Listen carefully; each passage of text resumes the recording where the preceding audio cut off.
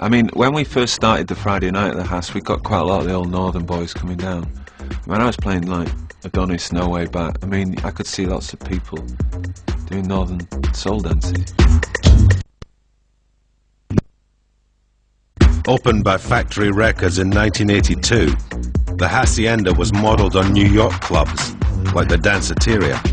It was empty for the first 5 years, completely empty. And then at the beginning of '86, it began to do some business. Friday nights were quite cool, not massive business. And that was where I always used to say Pickering and Park used to play house music in '86. In fact, it was Pickering Park and John De Silva, who I never give enough credit because his name doesn't begin with P. I think Manchester was the epicentre of the whole house scene as such. I mean, there was things happening in London, but I mean, I moved to Manchester, apart from the fact that I was around here, it was mainly, really, just simply for the Hacienda. And, you know, if you wanted to be a house DJ, it was the place to come. But when you went in the Assy, you heard stuff that nobody else got for fucking months.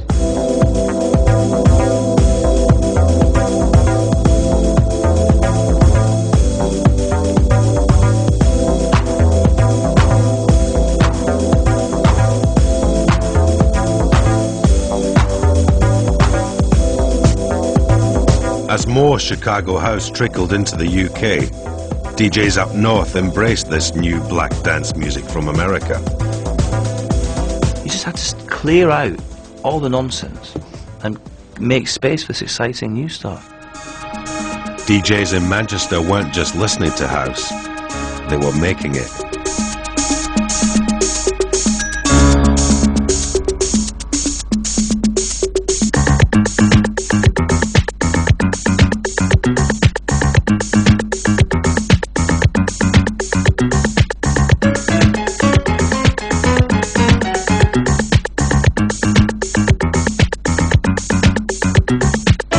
I think we had the first British house single. That's the original Sleeve, which we bagged ourselves from a little room in Islington in London.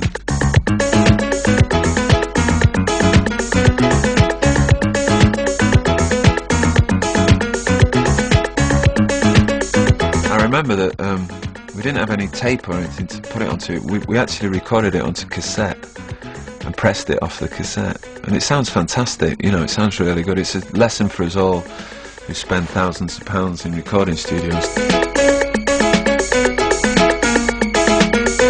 House music had crossed the Atlantic. In 1986, its Chicago Godfathers came on tour. There was Frankie Knuckles, Marshall Jefferson, Fingers Inc. with Larry Heard, a genius, absolute genius, and Adonis. Everybody was wearing ties and shirts, and you know, they were nice and neat, and the DJs, you know, they were back announcing every track, and it was great. But of course they got to Manchester and there was queues, you know, the Hacienda, queues around the block, packed, and everyone just going mad. Everyone knew the records, treated them like superstars. When I came back on another tour the next year, everybody's wearing these damn smiley t-shirts and go, ah! Yeah. So it's a big change. Just in 1 year, you know. 1 year we come there, it's nice straight country, and the next year we come back, it's the summer of love. Yeah. It's a great feeling, you know, that some people from Chicago had arrived in Manchester, and between us, we had a great scene. They understood the music, and it was kind of like a common bond where people could come together, and just that feeling was more of an inspiration, you know, like, you know, people really need something, they really want to come together, you know, and walk hand in hand, you know. Joe Smooth's experience on the DJ International tour inspired what was to become a house anthem. One day we will be free from fighting violence, people crying in the street. When Joe Smooth hit the stage, it was, I can remember Joe's face as it was yesterday. He came on, I'm trying to remember the venue, we're up north, Huddersfield or something, and there had to be 3,000 people in front of him, and he walked on and it was like, boo, boo, boo, boo, and there's Joe Smooth in Promised Land, and he sang into the chorus and everyone knew the words. And here's someone who had just come out of Chicago. He couldn't get arrested with his record. It wasn't on any playlist, maybe 2 playlists out of 1,400 in the States, and here he is, and he's a household name, and girls are throwing themselves on stage. The song itself is like taking the basic element from the Martin Luther King speech and just expounding upon it on a musical level. When the angels from above fall down and spread their wings like doves, as we walk hand in hand, sisters, brothers, we'll make it to the promised land. And remember, the same time as Joe Smooth, this is a great irony.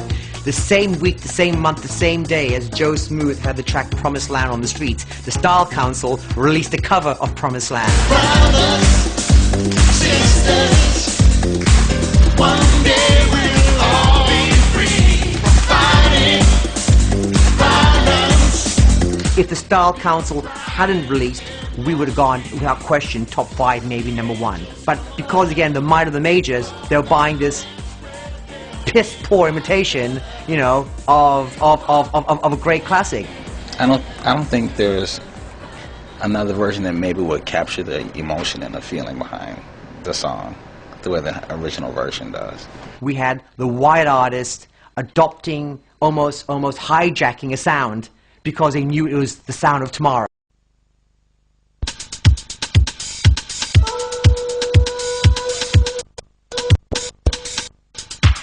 Ibiza played a huge part in the club culture that we know today.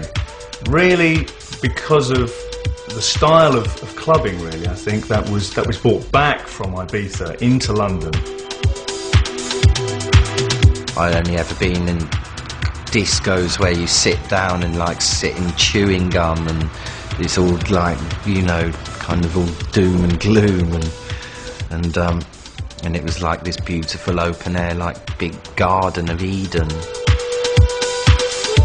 And mixing it up. So he had a mixed crowd there, and I think all he was trying to do was just, you know, play a mixture of quality dance music, you know, and still slip in some of the new things that he was into, which was Chicago house sound.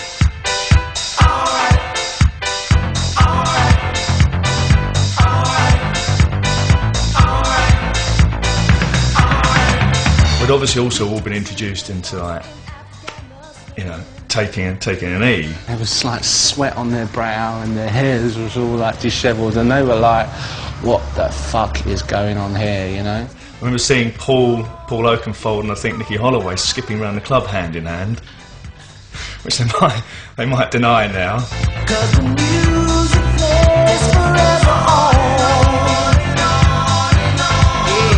I don't think that it was a necessity, and I don't think that everybody was doing it. I just think E was something that brought the people together in as much as it made them appreciate the music.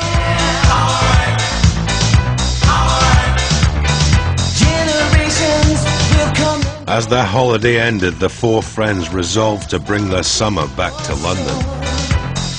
Music is our last foundation. In the autumn of 1987, Danny Rampling recreated Ibiza in a gym in Southwark.